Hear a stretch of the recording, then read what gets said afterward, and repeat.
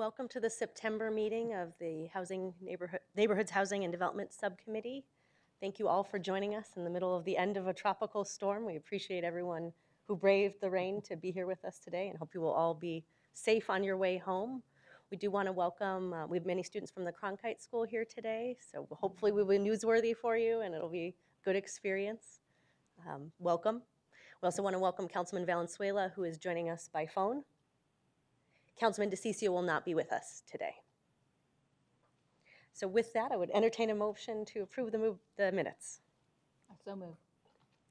I move. Second. Thank you, Councilman. All in favor, please say aye. Aye. Right. Minutes passed. Thank you. We have 3 items on our consent agenda. Would entertain a motion to approve that agenda. I move to approve the consent agenda. Second. All in favor, please say aye. Aye. Wonderful. The consent agenda is approved. We will move on to agenda item number 8, the consolidated plan. Welcome, Chris Hallett.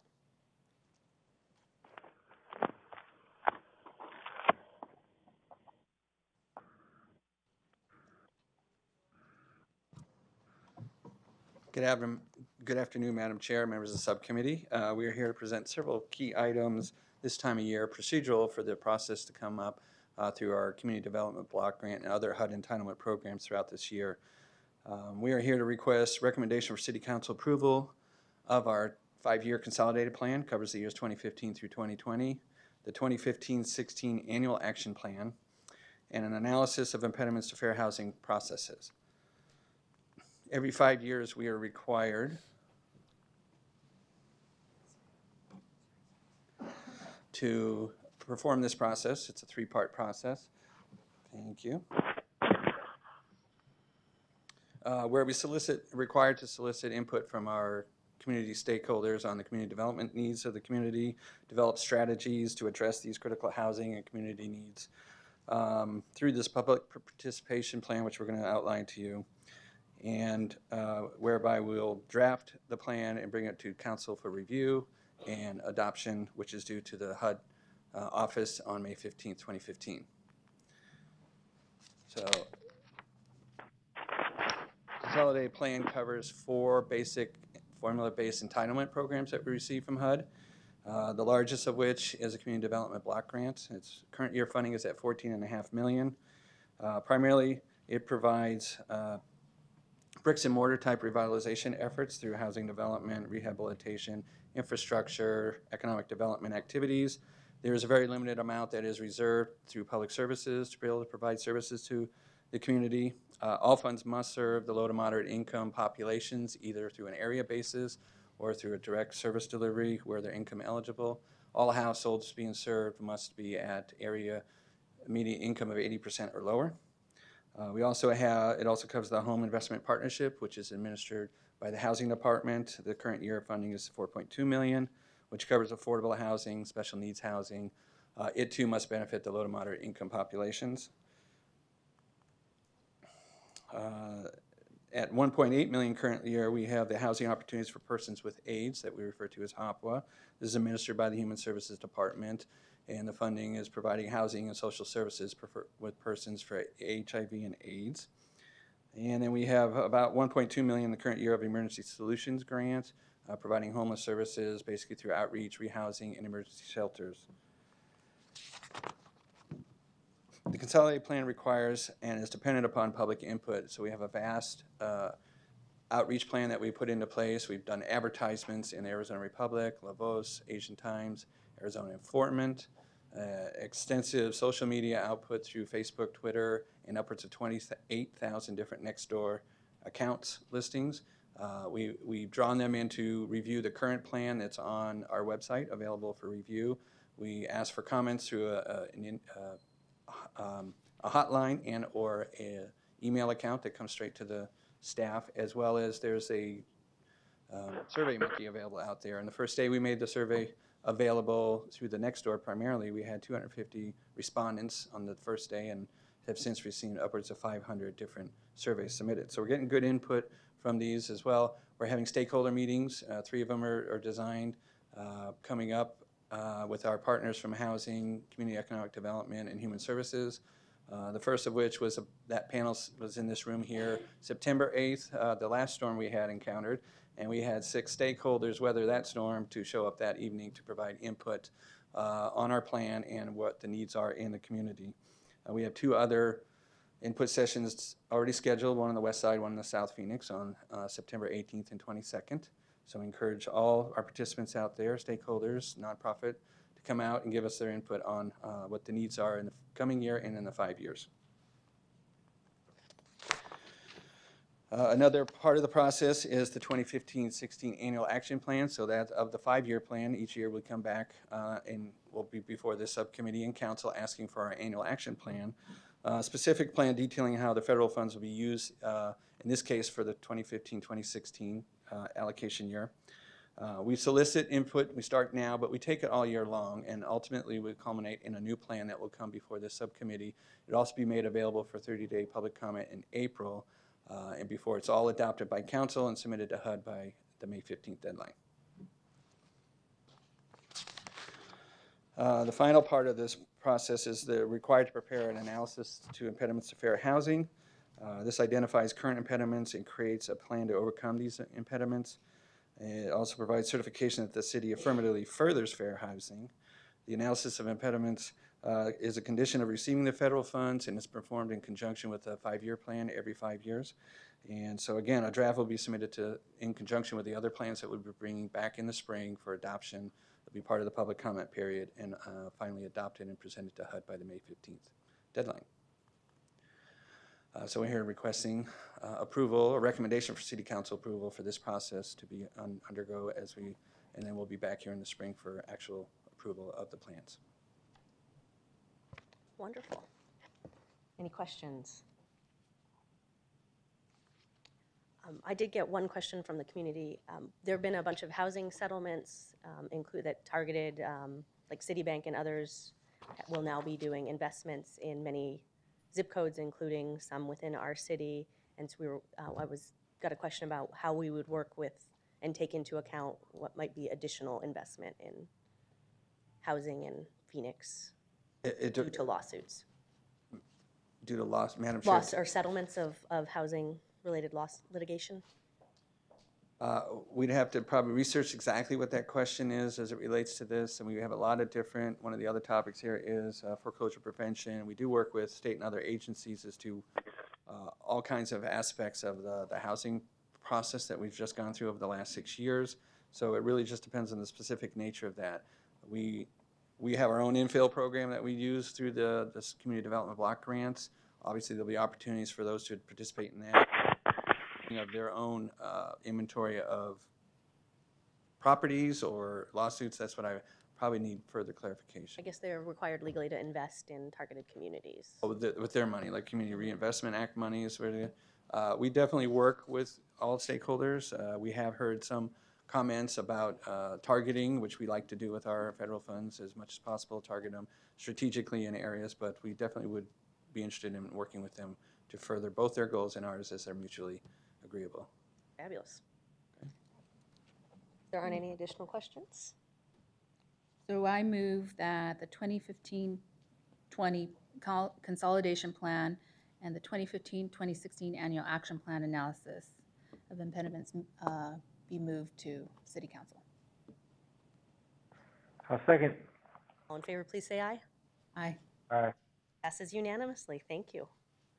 Now we will move on to agenda item 9, which is concerns one of our most popular programs, the Community Development Block Grant Program. Yes, Madam Chair, members of the subcommittee, having just spoke of the 2015-16 annual action plan, this is a subset of that plan itself where we reserve funds for requests for proposals for public facilities and for public services under next year's allocation. It's about a 6-month lengthy process, so we like to get started early. We have a community development review committee that will be able to reevaluate these and bring them all back to you for final recommendation in the spring. But again, this is going to get recommendation for the process that we endure. The Public Service and Public Facilities RFP requires proposals must be submitted to target low and moderate income residents. Again, the CDBG programs are to develop viable urban communities, provide decent safe and healthy housing in a suitable environment, expand economic opportunities at a minimum. Eligible applicants need to be nonprofit organizations serving low to moderate Phoenix residents, including faith-based. They can also include public or charter schools that are contributing to revitalization efforts to those areas, or any neighborhood organization providing those types of services, as long as they are a nonprofit agency. The public facilities RFP public services category, we get about, for the process alone, we receive over 100 applications in total, totaling approximately $3 million in need that they've identified. We generally have just shy of $1 million and end up funding about 30 to 35 of these proposals. So we have a set aside for the public services. Current year is $622,000, and these are the categories that they're available for that we are promoting for the next cycle as well. Youth services and child care, enrichment programs for youth, support services for persons with disabilities and senior support services, and neighborhood revitalization activities that are provided out in the low to moderate income areas. Additionally, the other half of the RFP, or separate RFP, is for public facilities, those facilities that provide services in an area-based low moderate income population or income-based. We have two different categories. Those that are in our targeted areas can receive up to $100,000 towards their proposal. These require a 30% match and needs to be secured at the time of application. Those outside of our target areas are allowed to participate up to a $70,000 grant, also requiring a 30% match. This gives us a proposed outline of the date should this move forward. Starting in October, we put the available RFPs out. They would close in November 25th. We would start our eligibility reviews. We'd have technical reviews in December, January. The CD review committee is a member of, I believe, 11 members. Then do their review of all 100+ proposals and come together for several meetings to score all the proposals. They have a short list that will come back for presentations in April. We come back here with the final cut list recommendation from the CD review committee for subcommittee approval and on through council approval and to HUD for final funding in July. So this process starts early. It's lengthy, it's detailed, but it's to serve the funding needs when the funds are available in July. So we'll have all the contracts let out and available for July funding. Again, this request recommendation for City Council approval that we can move forward with this process for the public facilities and public services request for proposals.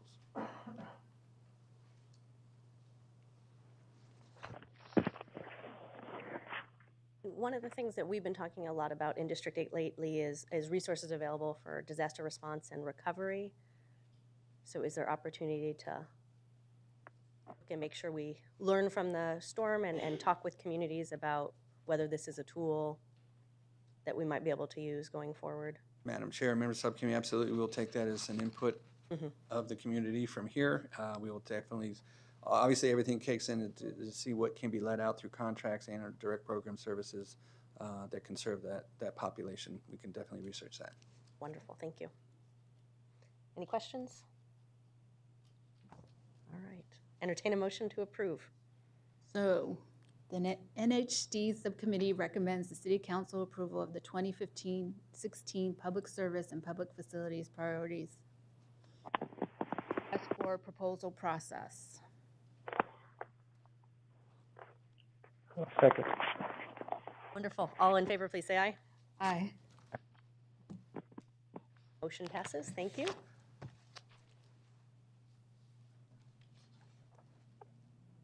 Go on to agenda item number 10. Madam Chair, members of the subcommittee, our final agenda item for our department covers the current year's funding that's set aside as part of the current year annual action plan for a request for proposals for housing counseling.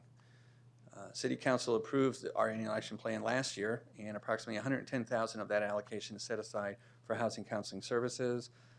We're requesting to do an RFP for a maximum contract per proposer of $45,000. So we may get 2, 3, depending on the needs of the proposers of contracts out there. They will provide one of these 4 services: pre-purchase housing counseling and homebuyer education, homebuyer reentry, credit improvement and debt reduction strategies, mortgage default, foreclosure prevention and predatory lending mitigation counseling, and non-delinquency post-purchase counseling, and financial management.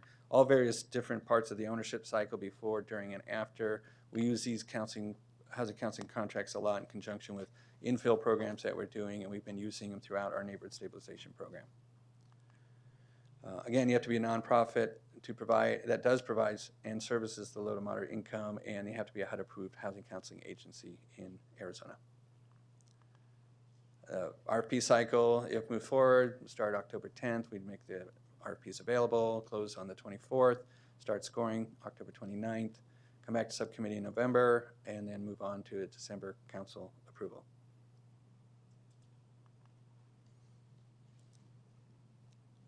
So kindly recommend recommendation to council approval for this process. Wonderful. Any questions? Would entertain a motion for approval unless Councilman Valenzuela has a question. No questions, so moved. So I move that the CDBG housing counseling request for proposals be moved to the City Council. I'll second. Wonderful. All in favor, please say aye. Aye. Thank you. Motion passes. And thank you, Director Hallett.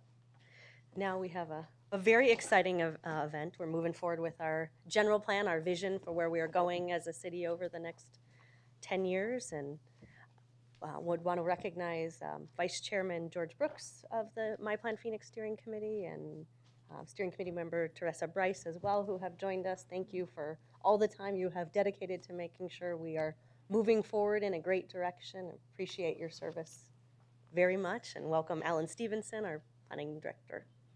Thank you, Councilwoman Gallego and Councilwoman Pastor. I'm here with Josh Bednarik, who is the General Plan Update Project Manager. We're doing a fantastic job throughout this very in-depth process. As you'll recall, back in 2012, the Mayor and City Council appointed the Plan Phoenix Leadership Committee to work on the General Plan update so that it could come before the voters of the city in 2015 for a successful adoption. We are well into that process. You'll recall that we had a number of meetings last year that a number of council members attended. We have had about 13,000 or so comments through the various public meetings we've had all throughout the city, as well as our online comments.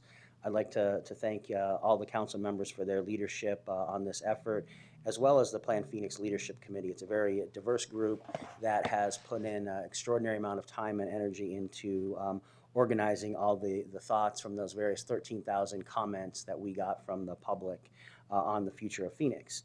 So you see here, we started out in December of 2012 with lots of ideas that we came forward with out of that public outreach sessions. Then we organized those up and kind of presented to council, and then we developed the interim report in January of 2014, and now we're here with the draft general plan that Josh is going to walk us through here in just a few moments. So in addition, we are going to ask for you guys to help endorse our outreach procedures. So part of the statutory process is that we outline our outreach through this fall that is ultimately leading towards a February, March vote next year from the City Council to send the general plan update to the ballot. So with that, I'm going to turn over to Josh to take us through the general plan and the outreach procedures. Thank you, Alan. Councilwoman, members of the subcommittee, what the graphic you see before you is essentially the framework that we presented to you back in January, the new planning framework for the updated general plan. The basic component of the general plan is to provide a vision for the future of the city, and so we're big focus on connectivity with the concept of the connected oasis. That's fed by the 3 community benefits, the 5 core values, which essentially serve as the 5 policy chapters of the document, and then 7 implementation strategies.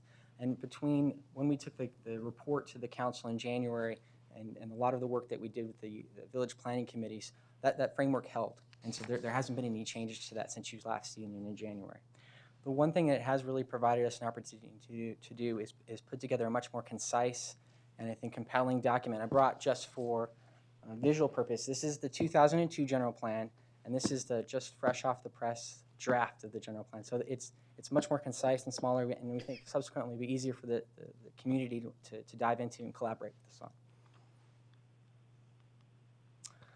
So the core values really represent the bulk of the document for the policies, and they are broken up into essentially these parts: goals, benchmarks, how we want to measure success, land use and design principles, policies and actions, and then we spotlight or give an example of one place in the city that's already helping us achieve the goal.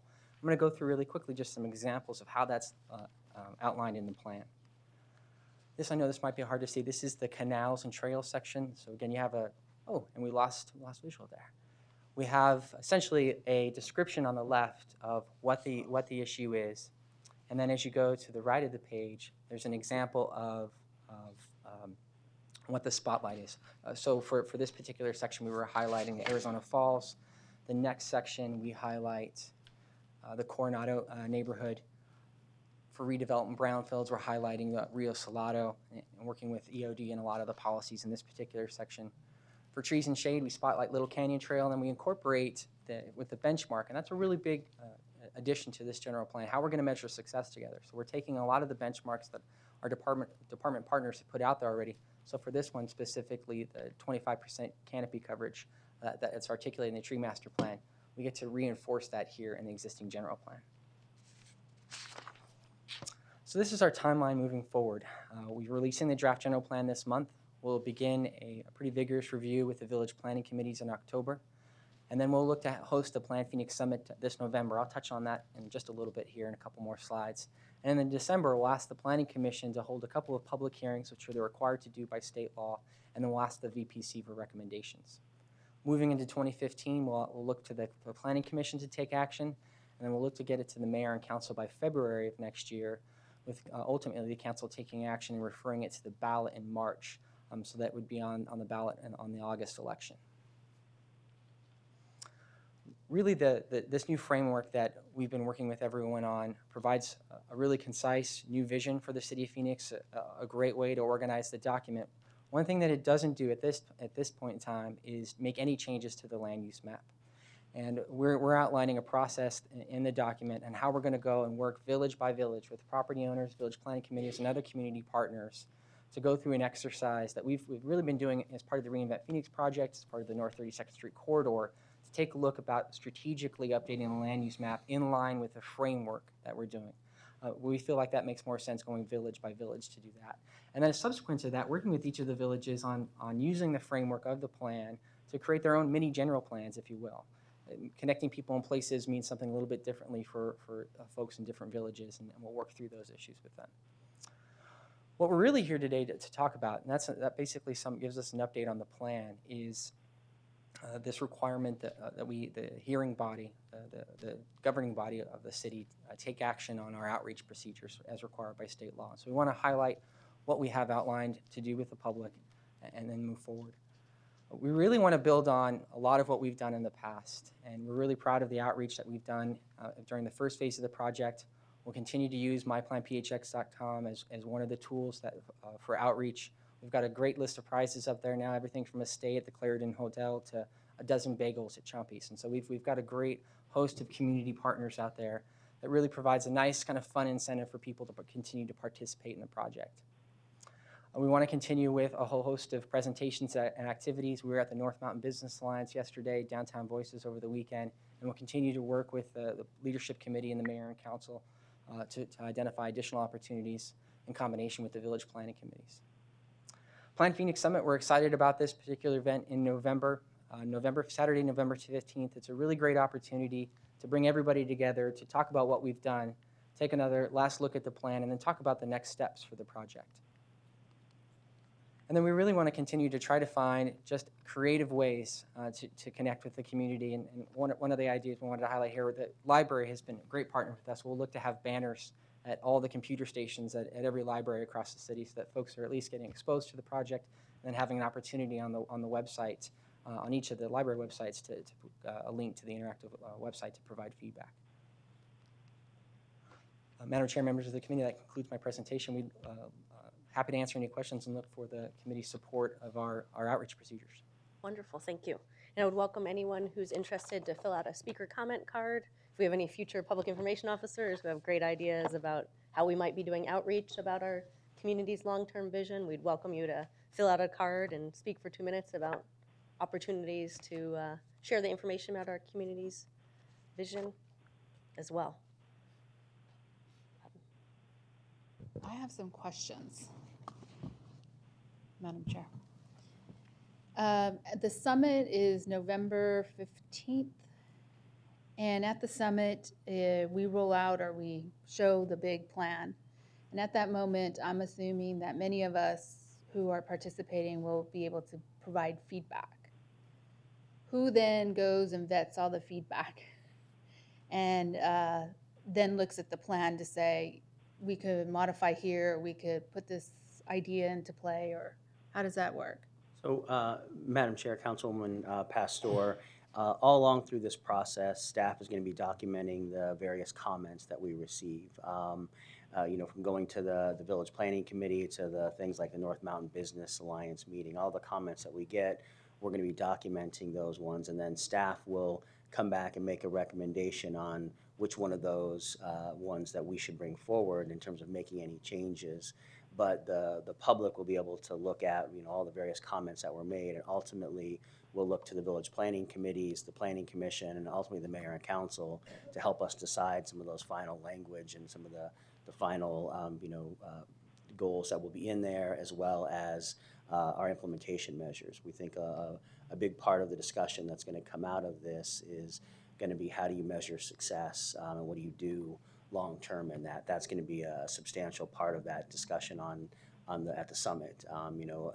Pretty much most of the goals, if you go in and look at those are going to be things that people really probably won't have a lot of objection to. It'll be how you get there that'll be the source of really that discussion and outreach a lot that day, and we're very happy to take comments and then continue on to refine it ultimately to the mayor and council vote, and then that will set the general plan, and then we'll go to the ballot in August, and then we'll come back on some routine basis afterwards to provide updates.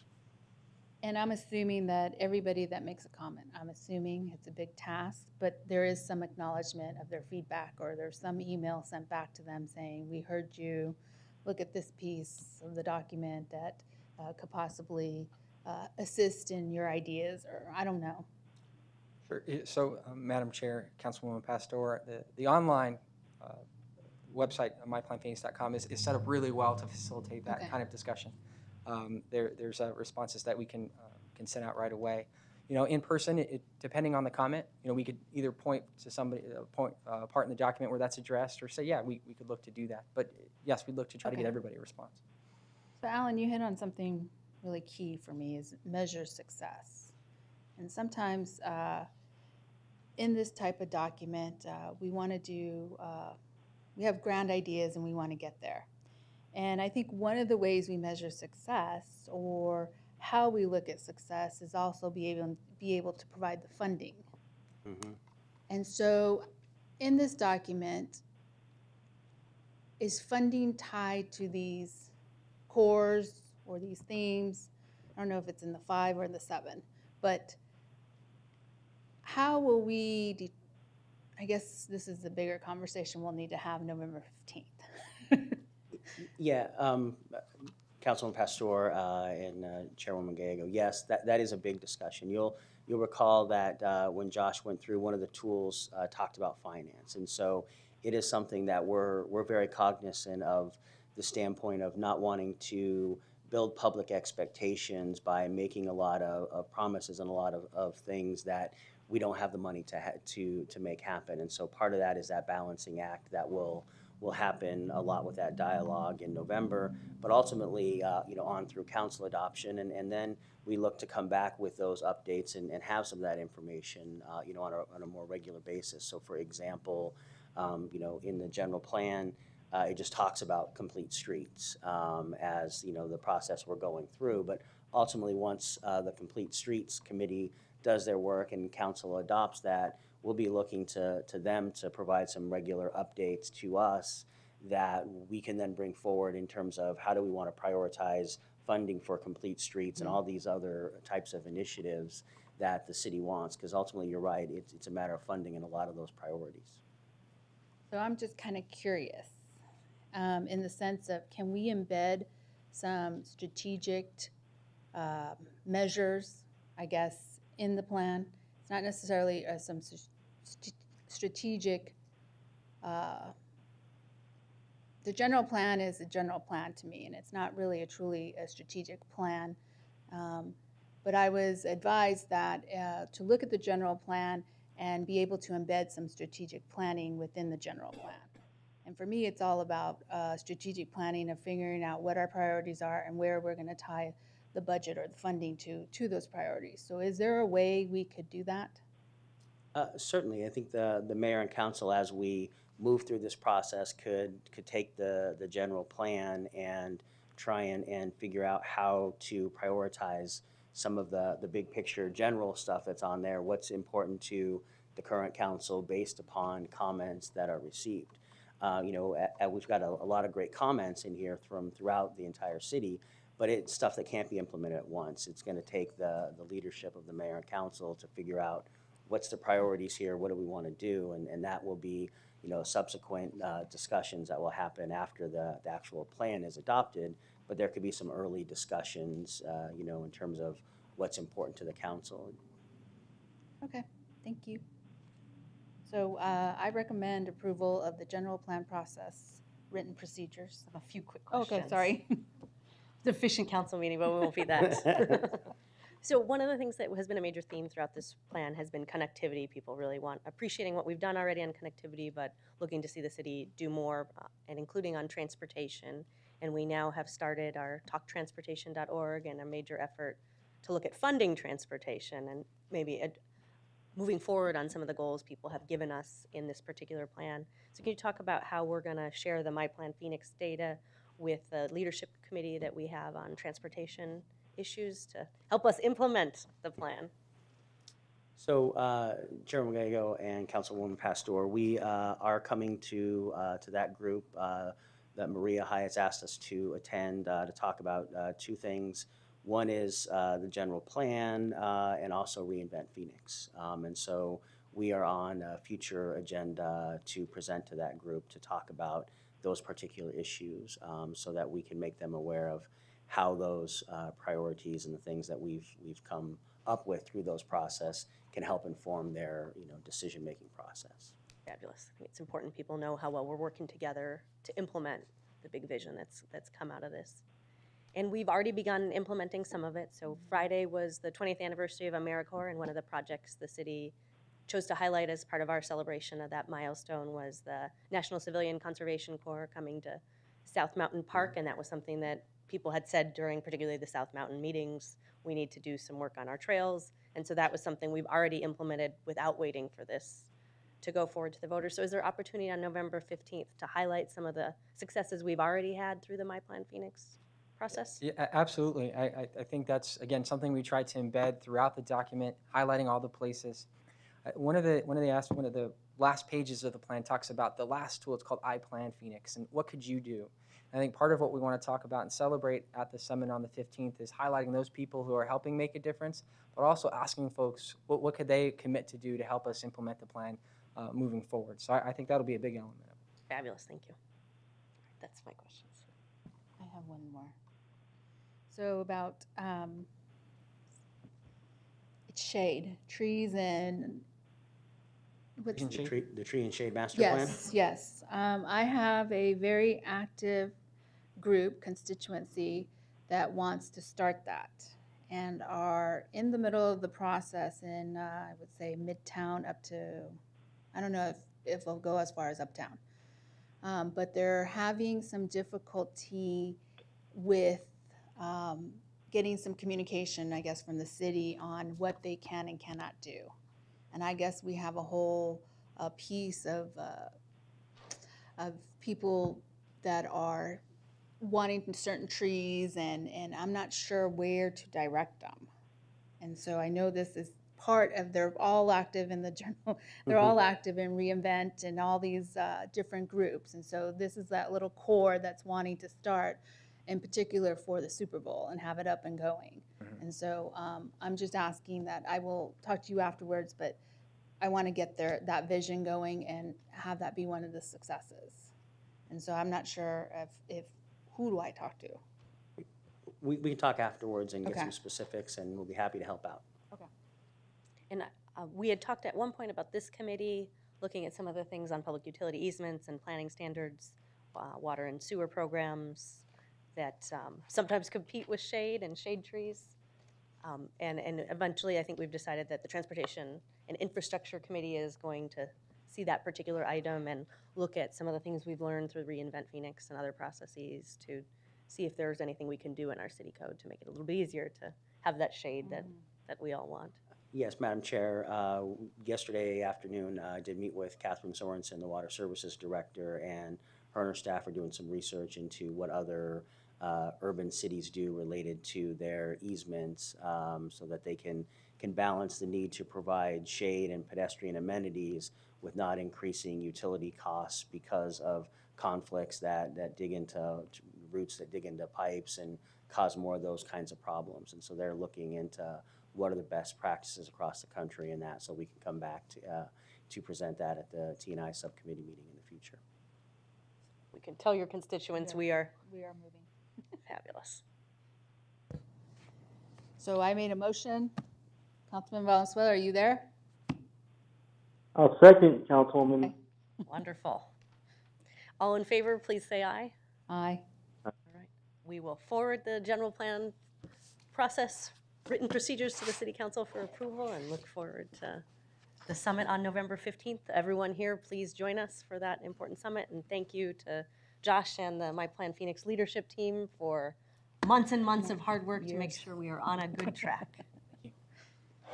Thank you. Great work.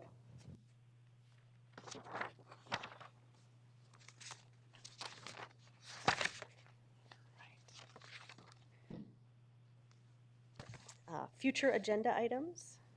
So anything new to, wonderful. Then we will call to the public. We have Connie is here and has filled out a card. So Connie, if you want to join us at the microphone on the left.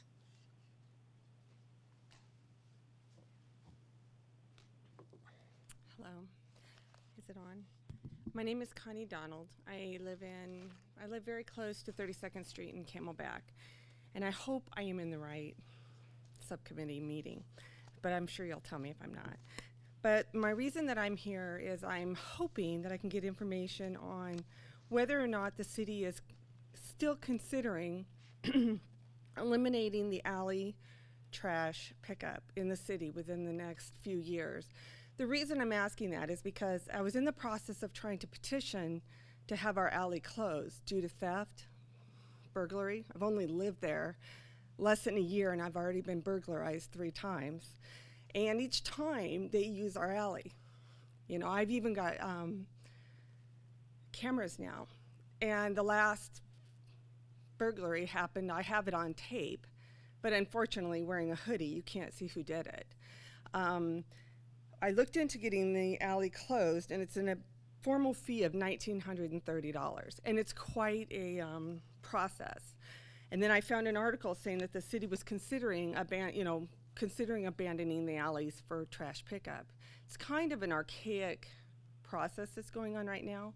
We have one delivery that goes through the alley, which is your general garbage, yet the same day another truck comes out to my front yard to pick up recycle. The costs involved in alleys to cities is enormous. I looked up studies. I've got studies on alley closures, how much money can be saved by closing alleys. And before I go through the process of trying to get my neighbors who are financially unable to pay a lot of money to close our alley, just encouraging the city to start considering eliminating the alley pickup that is occurring right now. And the cost savings, I mean, just alone in Los Angeles, by closing 200 alleys, they saved a lot of money. By closing all the alleys and 400 alleys, they're gonna be looking at saving millions of dollars in alley cleanup alone. So I don't know if I'm in the right place. Just something I want to put out there. Yes, Chairwoman Gallego, Councilwoman Pastor, members of the subcommittee, I'm happy to meet with you after the meeting and connect you with a staff person in Public Works that can provide you information. All right, thank you. Thank you for coming down here. We're very sorry to hear about the burglaries. Teresa Bryce.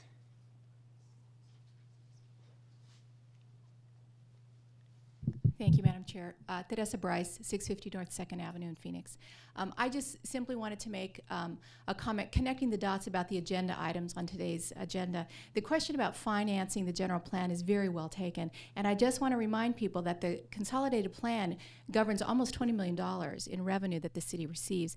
I think it would really be a good idea if we figured out how we could combine those two, because even though the city looks at the consolidated plan revenue as something to meet the needs of the community, the ideas contained in the general plan address many of those, especially as it comes to increasing equity in our community. So I think it would be perhaps a tedious exercise, but I think one that would be well worth, so that we can combine, we can coordinate, and we can utilize these federal dollars coming in a way that maximizes and leverages the ideas that are coming out of the general plan.